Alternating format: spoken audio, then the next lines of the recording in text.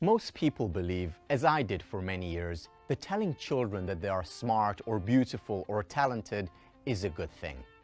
They think it will enhance their children's self-esteem, success, and happiness.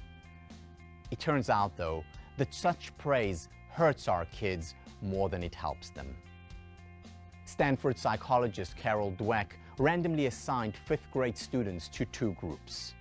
Students in both groups were given 10 fairly difficult, though age-appropriate questions, and they generally answered most of the questions correctly.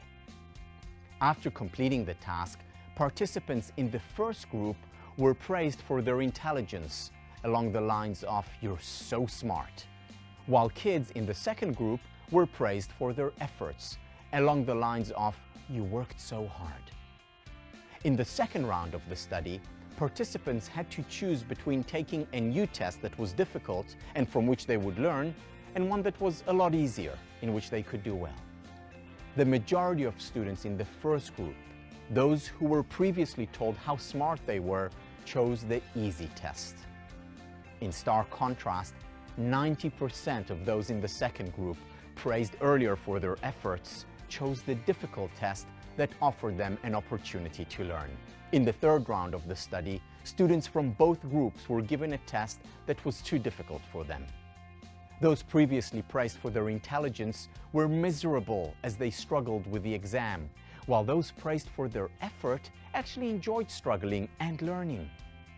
As Dweck explains, when you praise kids' intelligence and then they fail, they think they're not smart anymore and they lose interest in their work.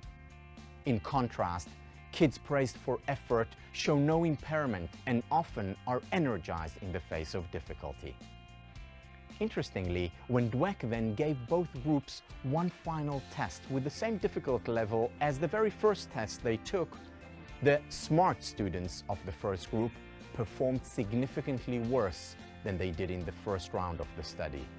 The hard-working students of the second group performed better than they did before.